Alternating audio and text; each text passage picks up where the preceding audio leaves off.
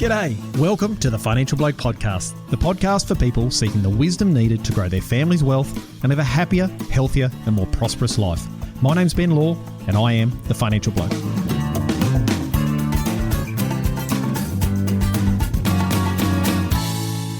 Welcome back to the Wealth and Wisdom Podcast. I'm Ben Law and I'm your host. Today we're going high tech and more specifically working dogs in the sky. Our guest today is Luke Chaplain, fourth generation grazier from North West Queensland and founder of the SkyKelpie company. Luke studied agribusiness at Marcus Oldham College and in 2022 was awarded a Nuffield Scholarship. Luke founded SkyKelpie in 2022 to undertake groundbreaking drone mustering trials and gain support from both the MLA and also Queensland Department of Ag and Fisheries. Luke is now recognised as one of the leading experts in drone mustering, so we want to hear what he has to say today. Producers are great at adopting new and innovative tech to become more efficient, but to date, drones have mostly just been seen as fancy toys. But things are really starting to change now and heat up with the convergence of AI, big data, and high-speed internet like Starlink. I can see a time when drones will be as useful to a farm as a team of working dogs and will, in many ways, address the labour shortages in agriculture. So without further delay, welcome Luke. Hello Ben, great to be on the podcast. I have a lot of friends who listen to you regularly, so here we are. Excellent. Well, it's great to have you here, mate, because this is a topic I've been thinking about for a long time, which is drones and how they'll operate, especially in large-scale grazing operations. So before we kick off, mate, can you just give us a bit of a background on yourself and how SkyKelpie came about and what SkyKelpie is? Yeah, for sure. Well, I grew up in Cloncurry in North West Queensland and spent most of my life here until grade 8, where I went to boarding school in Brisbane. That's a whole nother story, but includes 24-hour bus trips and all sorts. So that was fun. But in terms of SkyKelpie, the idea was roughly born in a classroom down at Geelong when I was studying at Marcus Oldham. And a friend and I were sort of daydreaming about some sort of alternative use cases for these drones that were sort of relatively new, to us anyway. And then from there, it was sort of just playing around, at home, up on the home block in Cloncurry. I did have a red drone that I bought from Hong Kong when we were at Marcus. We had a study trip there, and it did flips and it did all these party tricks. But I used to get the weaners in with it. And I think it is still in the weaner paddock, that particular drone. So they might have stomped it into the ground or whatnot. But that definitely wasn't the most high tech that I've worked with. And then from there, it's just, I've just really stuck with the idea. And I was lucky last year in 2022 to be awarded a Nuffield Scholarship to research this topic. And off the back of that, got some funding from Queensland Department of Agriculture and Fisheries and Meat and Livestock Australia. And we really wanted to prove what is possible now under current technology and current regulations in the form of drone mustering. So that leads me into the next question, mate, which is really easy, is I thought about drones a long time ago. I had this vision that at some stage in the future, choppers and horses would be probably mostly got rid of. Whether that's correct or not, I don't know. You'd have a team of drones that would fly around mustering the cattle, checking water troughs, doing whatever drones will do. But I figured it'd be many, many, many years away. But now we've seen this big convergence of things like big data, Starlink, which we're using today, the internet. We've got AI coming in. We've got batteries have got better. There's a whole lot of things that have come together to converge to make them now viable as a tool of trade. And so from your point of view, mate, what does the current technology allow us to do with drones right now? And then we'll go and have a look at what we think they'll be able to do in the future. Yeah, totally. And it's a good question because, as you know, technology is just always improving at a pretty vast rate. And we know that, the military, either our domestic or a lot of international defense forces, have pretty awesome technology that they're not letting us use. So it was all about, what is off-the-shelf consumer available technology. Last year, we trialed a search and rescue drone. With that, it had thermal imaging, really good zoom cameras, capable software for, mapping out your operational zone, dropping waypoints, laser range finders, and all sorts of different, gadgets that really, made for a great application for drone mustering. That particular drone was limited by the flight time, so we had numerous batteries, and they were hot swappable, and we could charge while we were out there. But that is something that, we see as a slight barrier. We need to get the flight time a little bit better. The link, which is a radio frequency link between the drone and the controller, that at times can be a barrier with the current technology, but there are third-party plugins. But really, what the current technology allows for when we're talking about that flight time and link that sometimes can be a problem, it's not really, because the regulations don't really allow us to fly the drone that far away from us. I know some graziers, like to think they've got very good eyesight when you're meant to keep it within visual line of sight. But that is something that we're working with the regulator on, is trying to unlock that beyond visual line of sight capability that will then, by the time the technology sort of catches up, I think we'll have a, really awesome solution. But at the moment, it's just amazing the benefits you can get from an aerial view of the paddock, finding them with the thermal imagery. I think there's a whole lot of benefits to get out of having a clean paddock muster, such as fertility, pasture management, supplement management, safety as well. So, what's possible now, quite a lot, and what's going to happen into the future is going to be amazing. So at the moment, you can physically buy a drone, which, we've all done that with the drone toys, but you can buy a drone, you can put it on your property, you can go out around the cattle and using the drone, bring them back in within line of sight, I think you said. So if you can't go further than you can see the drone, that's the current regulations. And so is there any automation now? So you can say map out a property, a paddock, and then, press a button and out the drone will go, or it's all manually controlled? No, yeah. So with some of the software that we're working with on that drone, you can plan out a waypoint flight route. So you actually just, press a bunch of different waypoints. For example, if you want to check a fence, the drone that we were using, the camera was actually on a gimbal, so the drone can be flying straight, for instance, and you can be looking down at the fence. You have to go a little bit slower to pick up the barbed wire, but that's really possible. And, what we're really interested in, these alternative use cases for someone who is going to be buying a drone, for instance, mustering. But what else can we do? Especially with the big data that we're collecting, I think there's possibilities into the future. At the moment, we can be mapping out our woody weeds and other weeds. I mean, Australia's a very big country, so the weeds come in all sorts of different shapes and sizes. But we can be checking waters, checking infrastructure. It's kind of a little bit overwhelming what these drones can actually achieve. And we're really keen to continue the work to sort of look into that. But, in terms of the regulations, it is possible to fly beyond visual line of sight at the moment. It's just the land permit process is extremely time consuming. It is expensive because you will need a professional consultant to help you out. So what we're looking for is a more sort of streamlined, practical framework for that. And I think that'll really help with adoption. So what are you seeing people are using it for most frequently? Because obviously you're being exposed to people that are actively using drones for something other than just a novelty.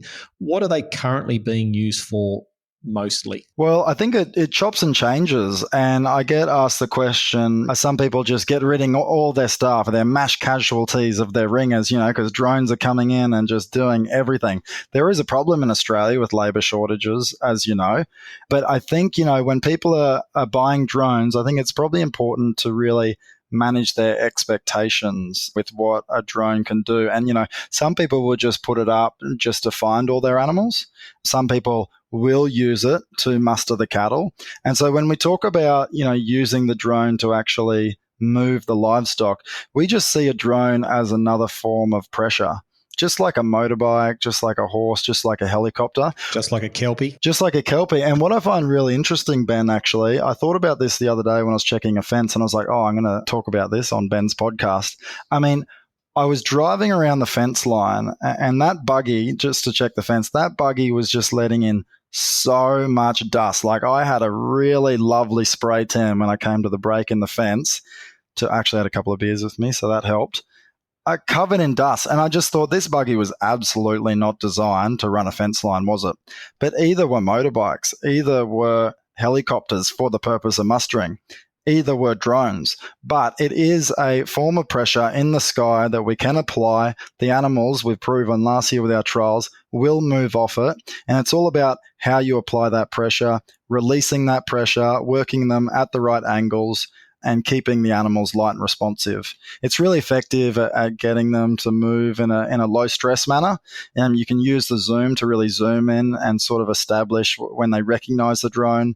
And then when that lead animal is starting to move off, the animals will move together. And so there's a whole lot of herd psychology you can actually integrate into the use of the drone. So we're really excited about that, and we're keen to sort of build a bit of an online course around that, around the art of aerial stockmanship. Well, it makes sense. I mean, using the Kelpie or the working dog analogy, you don't send a bunch of working dogs out to muster the paddock. You usually have stockmen on horses or in buggies or whatever it might be, and then the working dogs are a supplement to that. I'm guessing that's what's happening mostly with the drones at the moment. They're not using solely just to muster the paddock.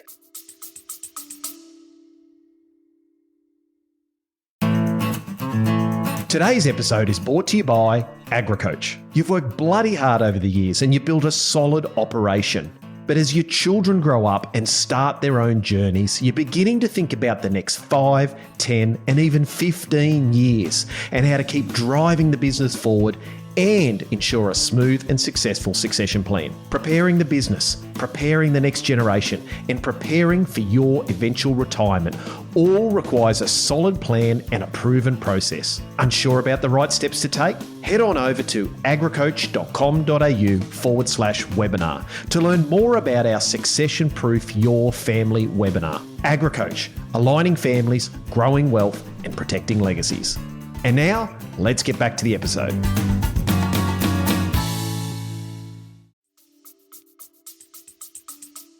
Totally. I mean, I do it a fair bit, and the old man is starting to rely on me a fair bit. So he's like, Luke, have you got the batteries charged up? What are you doing? Like, so yeah, you should come here for a muster. It's very interesting. I call it quite theatrical, actually. So it's good. I mean, so you can have speakers on the drones, and they can, you can add a helicopter noise or a Kelpie bark or, all sorts of different noises. You can actually text to voice, or you can actually speak in it in real time. So if the old man turns off his UHF because he's sick of hearing from me, I can always talk to him through the drone, Ben. So no, but the speaker allows itself for that extra bit of pressure if needed, but the animals see and hear and react just off the drone itself and the sound of the rotor blades. But to answer your question around, what the future may hold, will we see swarms of drones? I mean, I definitely speak to a lot of people that they're pretty interested in that sort of solution. And you look at the way the world is going at the moment, I think we really need to listen to our customers and the community and actually know, is there a want for that? So not just practically, but from an ethical, traditional point of view. I think there's a lot of merit in, getting that feedback from your customers and building something that they actually want. But definitely keen to explore that space. Yeah, it's interesting. I think the ag industry as a whole is pretty quick to adopt new technology. I mean, it's definitely in the large-scale cropping industry, with GPS and the robotic spray rigs, etc. So I think the demand's there, and with the labour shortages and the issues of getting staff, I see it can only be an intense value for families to be able to get access to this sort of technology. And now it's never really even been, I don't think, considered as something that we could possibly even use because the technology wasn't there, like the internet speed and the battery power to be able to make them even useful wasn't there. And it's interesting, I had a chat to a mate of mine this morning, and he's just had a drone come out and do some spraying on his property, some blackberries up the gullies, and he was saying that they can carry 40 kilos now of either herbicides, pesticides, or fertiliser. That's not a lot from a large-scale operation, but it can get into places that no one else can get into where it might be a bit wet or a bit steep. But then the next iteration, the drone company was telling them was 400 kilos, which is absolutely mind-blowing to even think the applications that could happen there. So I can only see that this is going to exponentially increase. And I can see as especially the younger generation are going to come through and there is labour shortages, that there's going to be a massive demand to get these things working. The problem I always see with this stuff is it has to become more of a turnkey solution. So in other words, I buy a drone, I can use it. If it requires lots of adaptation and software and training, people will be far less likely to take it on board, and I'm guessing that will come over time. So if we could go into what the predictions are, technology's changing so quick. So what I'm going to do is I'm going to record this and remind you in 3 to 5 years just to see if you got it right, which is never going to happen. We've seen that with ChatGPT, and most of the AI people have completely underestimated how quick that would be. But from your point of view, mate, if you're sitting on farm, and let's say like you're on a cattle property up north, in 3 to 5 years, how do you see drones being used on your property, and what will the future at that stage look like? Well, first of all, I'd just like to really echo and agree with you in terms of adoption of technology in the ag sector, because I feel like maybe farmers or the red meat sector in particular gets a bit of a bad rap for adoption. It's very slow adoption. We need to work on adoption. But it's exactly, so I'm just repeating what you said, but if the technology has clear benefits and it's easy to use, it's user-friendly, there's not really a problem. So I just thought I would tell you that you're right, Ben. In terms of the future, so yeah, very good. I think in terms of drones, I think 1 drone, maybe 3 drones in the morning that you're wanting to muster, you will program it that you want to muster mountain paddock. At about 5 a.m., those 3 drones will come out of this box. So they're starting to come onto the market slowly at the moment. They call it a drone in a box solution, or there's other words for it. So in that box, it recharges itself, uploads the data, to the cloud or wherever you need it to go. There's maintenance done on the drone, and it's, temperature controlled and weatherproof. So that drone automatically will come up out of the box, and it'll be programmed to find the animals, bring them into the sanctuary or the water, or basically get them to the processing facility. While they're mustering, with that high resolution imagery, it's actually doing a little bit of a feed budget for you and getting a bit of a biomass calculation, and that's going to some cool platform for you.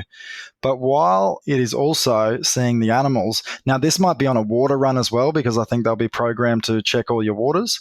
So whether it's on the water run or while they're mustering, it's doing a bit of a scan of your animals for your, females in particular, to check out their body condition score. And that might give you some insights into when they're going to be calving again, or what supplements they might need, or basically just a bit of a, welfare check of your herd. It might even just tell you that a few more, prickly acacia have popped up in mountain paddock as well. And we'll send that to whoever your, chief weed sprayer is, and they'll be out there pretty quickly and get onto it.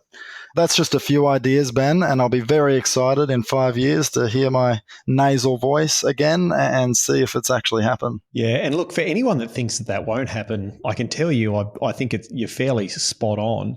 I've got a mate of mine that's got a robotic lawnmower.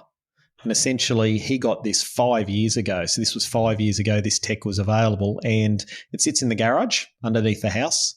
And every morning, I think it was something like 4 a.m. or whether it was 5 o'clock in the afternoon, I can't remember, but the lawnmower, and it was about the size of, I don't know, what would you say? It'd be about sort of a metre square maybe. And it used to go out, mow the lawns as much as it could, run out of battery, it'd come back and charge, and then the next night it'd go back to where it ended and go again.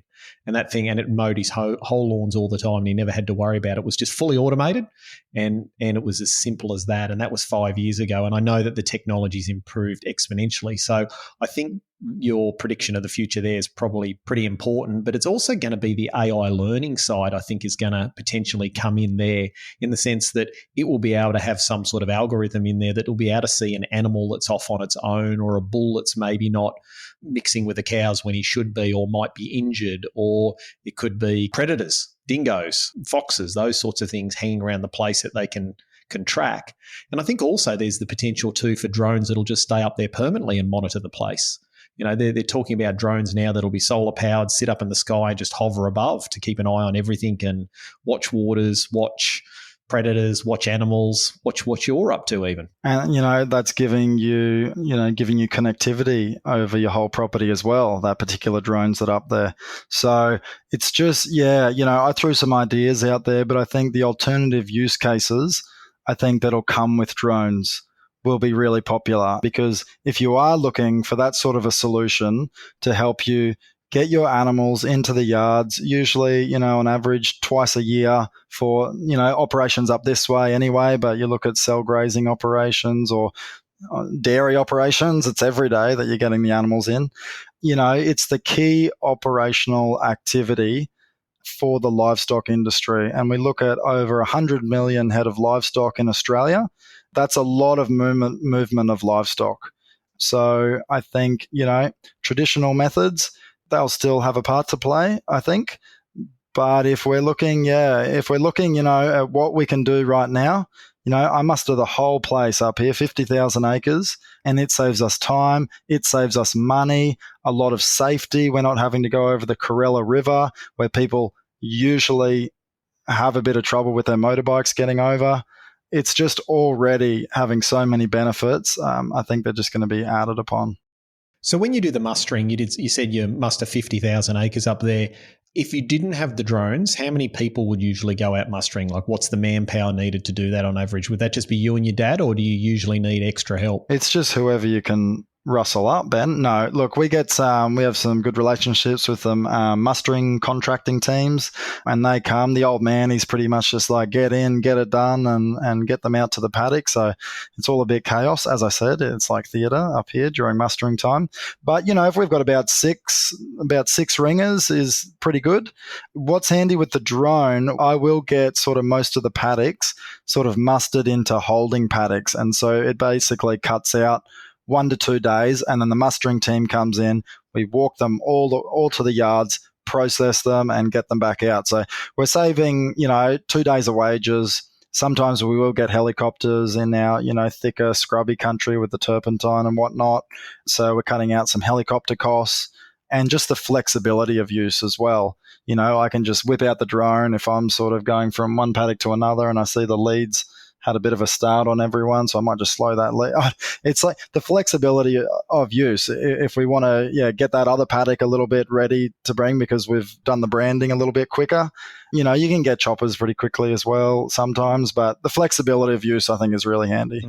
But I just look at it, being the financial bloke, obviously the first thing I do is look at the money side of things, but I just look at if you're saving time, because time is your most valuable asset. You're not having to bring as many extra contractors in. So you're saving days, you're saving wages, you're saving risk, and then you're also becoming more efficient. That's got to have a tangible dollar value straight away to make the return on investment quite high. Next question is does Dad use the drone? So he doesn't, because I am here for the cattle work, but he has asked if he can get one. So to answer your question, more or less, I guess, and if I sort of wasn't here, he would probably have a crack at it. What's interesting about the more mature generation, such as himself, they find themselves at a bit of a disadvantage flying the drone because they never played video games. Back then, they were basically outdoors the whole time. Would it be fair to say, though, that the drones are much more forgiving these days than they were before? So you don't need to be an expert to be able to fly them because they can hover, they can find their own way back, etc. Are they a lot more user-friendly these days? 100%. Because the early generation drones, they didn't have the automated hovering capabilities, did they? So you're just having to keep them in the air the whole time. And you hear stories of some drones just deciding to head back to China where they were manufactured, actually. So they just start heading that way until obviously their battery ran out and people didn't find them. Really user-friendly. Their anti-collision sensors are really amazing. And then, these off-the-shelf drones, a lot of the, consumer drones come with very affordable insurance as well. You crash it, doesn't matter if it's your fault or run it into a tree. You send it down to their repair center, they'll assess it, and you get about 2 replacements a year. I think on the second year, a third replacement. So it is pretty risk-free for the benefits you can get out of a drone. And so how many drones do you use yourself? Is it just you have the one that you use for mustering? Do you have different sorts of drones? Do you use them in pairs? Like how do you actually use them at the moment? I haven't done too many multiple drone musters, actually, and I would be keen to trial that. I mean, it's pretty easy just to imagine, you just cover a lot of the paddock a lot quicker. You can all be in pretty good communication with each other. You're either there standing together or on the two-way.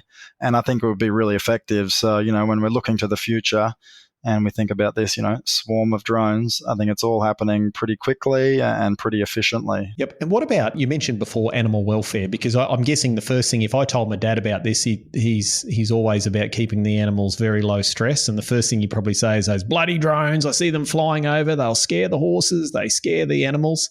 What's been your experience around the impacts on the animals versus, say, a motorbike or a horse or a helicopter mustering?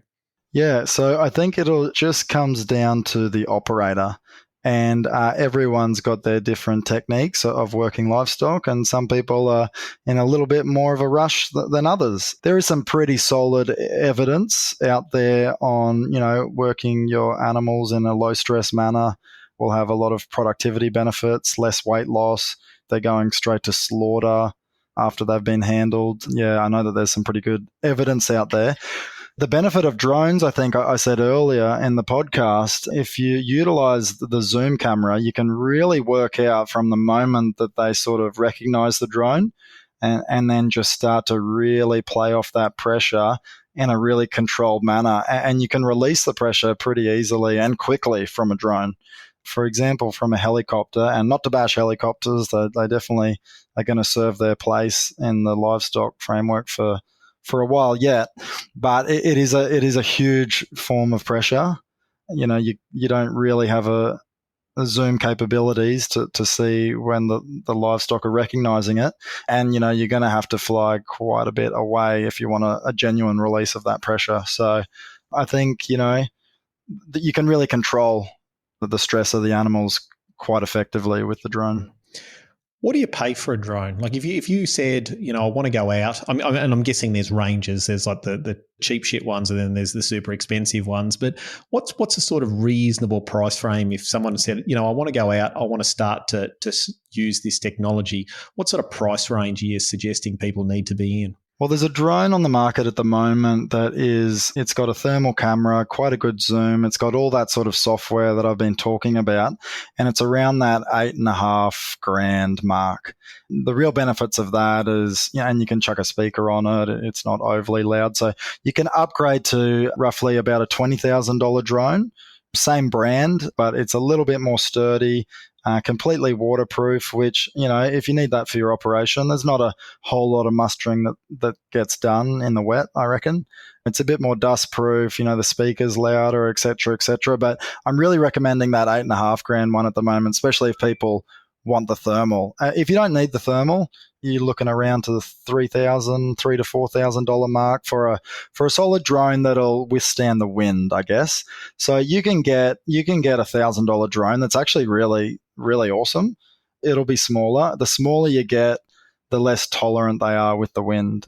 So I guess in the Aussie outback, you probably want to have a bit of that buffer for wind resistance. So yeah, the short answer at the moment that there's a really good drone on the market around that $8,500 mark that is epic. Yeah. And if you think about it though, like as I said, from a return on investment, if you're saving labour costs, you're saving time costs, you do the hourly rate, it'd soon pay itself off pretty quickly, especially if you can get your insurance in place so that if you have a crash or something breaks, it can get fixed. My guess also is that as the technology becomes better, prices will come down. You only have to look at televisions. I think last year I bought a new television. My old one finally broke. It was a 50-inch plasma and we replaced it with a 70-inch LCD screen, and it was 10 or 12 years later and it was exactly the same price. I'm guessing what will happen as these get adopted and become more commonplace, the prices will come down as well. Totally. And sort of the leaders in the market have quite a big market share. And I guess with the power of mass manufacturing, they can get their costs down. But I think absolutely it'll be interesting because, there's a lot of different industries, I guess, that these, drones that are coming out, they're targeting certain industries. But, there might be some of these manufacturers that think, wow, there's a pretty big opportunity here for around this mustering with drones, and they might start to consult with us a little bit and see what comes. I think you're right, but I sense, Luke, that a drone's a drone, And I think whether you're getting them to map your property for woody weeds or for predators or pests, or you're checking fence lines or water troughs or mustering cattle, a drone's a drone. It'll just be a software issue. It'll be like, what software package am I putting in this drone to do that job? So I think that'll be the benefit for agriculture, is it won't have to be necessarily a specialist piece of equipment that gets only used by a small number of people worldwide, considering the population numbers. I get a sense that that'll be the case. Well, I think that's smart of them also to leave that open. I mean, I guess some of my customers would probably be keen to spend $4,500 on that same drone, that $8,500 drone, but it doesn't have RGB mapping, and it has a few of those capabilities brought out of it, because they just want a strong, sturdy drone that'll be great in the wind. It has good link and some good battery, and you can, land it on the road, and it doesn't matter about the dust and whatever, but they don't need the mapping capabilities. But what I'm really keen to do is maybe really work out how those mapping capabilities will be really great for mapping out their woody weeds. And then can they go next door and do a job for their next door neighbor? And by the time they do about 10 of those jobs, they've paid off half the drone. I don't know. There's all sorts of that. And we're keen to build a community as well of drone pilots that can sort of allow, all these different things to happen. Yeah, well, with new technology and innovation becomes new opportunity, doesn't there? Good. That's a good one. That's very good. So, Luke, how long do you think it's going to be before drones just become normal on a farm and they become just as valuable as, say, a stock horse or a working dog or as you mentioned before, a buggy? How long do you think that's going to be? Well, I guess, Ben, you're putting the pressure on me. I think I really need to get on the road. That's what we do with experts. I know. We just need to get. I just need to get on the road and do some demos. I think there's a lot of people that are really interested in this drone technology, and I think for some people that they may need to see it before they actually make that leap of faith. Look, we're seeing some pretty big adoption of drones in the sector already. I couldn't tell you exactly, but I know, the work that we're going to be doing, building some, really great online scalable tools that can basically reach anyone in the world, will hopefully bridge a bit of those sort of knowledge gaps and make it a little bit, less risky to go that direction. But I think just, education and communication, because, doing something new is a bit risky. But if we really communicate that they're pretty hard to crash, and if you do crash it, you just send it away and get a new one and pay your excess, then, you're not going to blow your dough straight away. So I've left that answer quite open, Ben. Okay, well, I'll have a go because I'm happy to be wrong. Look, I think in the next 5 years, I really do. And I think the catalyst for the adoption of it will be, these large language models and AI, when we can get to the point where we've got a simple interface where people can bring that drone in, they can, for the lack of a better term, talk to that drone, whether it be with a keyboard or, instructions, and then the drone can go out and actually do a job with less human interaction. So they can get to the point where they can say, hey, paddock number B, please bring all the animals to the front of the paddock. And, off the drone goes and does it. I think that'll be the catalyst for people to go, holy dooly, this can just do its job. Same as my mate with the robotic lawnmower. As soon as he went into the lawnmower shop to buy a new lawnmower, and the guy said, mate, you can set this lawnmower up. You put a bit of tape around the outside of your yard, you press a button and it just does it itself. He's like, I'm in. And I think it was like $8,000 for this tiny little lawnmower back then. And he was in and it was great. So I reckon 5 years will be what I'd call as when it'll be really seriously normalized. And I think it's a generational thing too. The younger kids coming through, and remember, I'm in my 40s, so anyone under 40 is a kid. I think the kids coming through today are really driven by technology, the labor shortages, and I just think it's just a no-brainer. Starlink's there, so you've got your IT up to scratch. Batteries are getting better and better exponentially.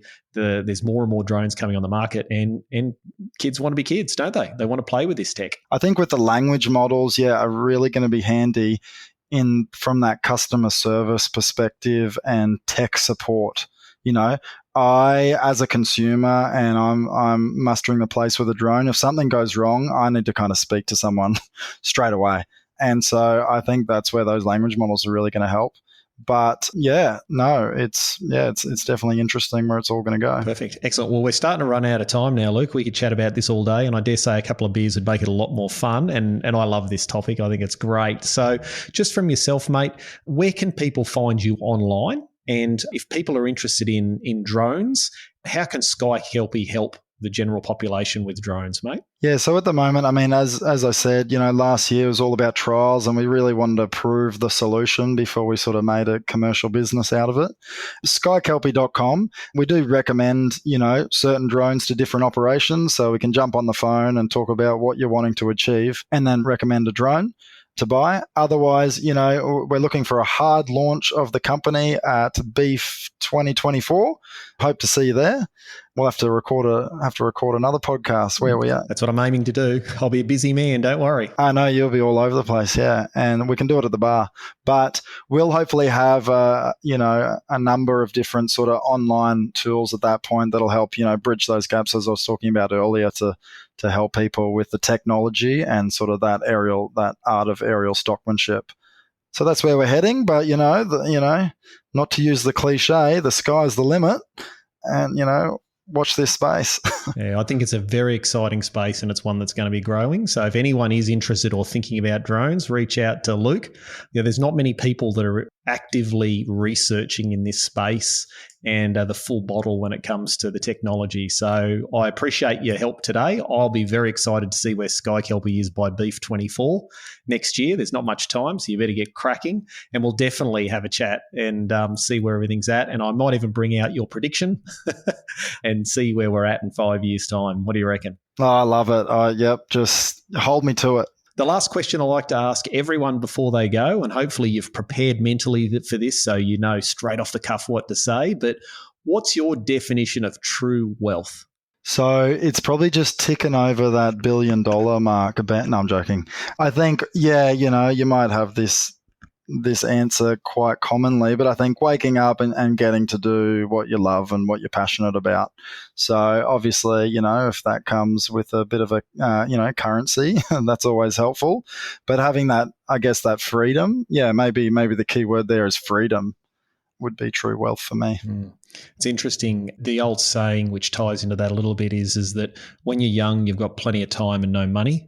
And then as you get older, you should have plenty more money. You should have more money, at least that, and not enough time. And so it's interesting. When you're young, you talk about freedom and having the money to do things. And then as people get older, they want the time to be able to go and have some freedom, not the money. So it flips around. Well, it's funny. I mean, I bet you can't really remember the last time you were bored. You're just sitting there and just bored. My elder sister, she's got 5 kids and, runs a pretty big operation with her husband and whatnot. And she just cannot remember the last time she was bored. But my little nephews, they'll sort of come up and like, I'm bored, spooky. What can we chuck me in the air again for like the 100th time? That's how I get my fitness. So that's it. Yeah, we're all a bit time poor these days, aren't we? Absolutely. And I have to be careful because if I ever did get bored, my 7-year-old would be all over it, because when she comes in and says, hey, Dad, I'm bored, and I say, boring people get bored. And she hates that. And I say, well, if you're bored, here's a toothbrush, go clean the toilets. And then she doesn't get bored very quickly. So, yeah, that's good. Well, look. Those good old responses, I remember them. Awesome. Well, look, mate, that's been an incredible insight into what's coming. I'm really excited for SkyKelpie and to watch this progress over time and see what you develop leading up to Beef. And, yeah, if anyone's looking, get online, talk to Luke, ask him some questions, find out what drone you might need, and I'd say get on the wagon and get cracking. Thanks, Ben. This was great. One of my favourite podcasts I've ever been on. That's good. We like to make it enjoyable. Right, Luke, thanks for your time, mate. We'll see you next time. See you, Ben. Now, if you're really enjoying the podcast, if you could please share with your family and friends, give us a 5-star rating on Apple Podcasts and maybe even Spotify, and help us share the wealth and wisdom. My name's Ben Law. I'm the Financial Bloke, and I'll see you in 2 weeks' time.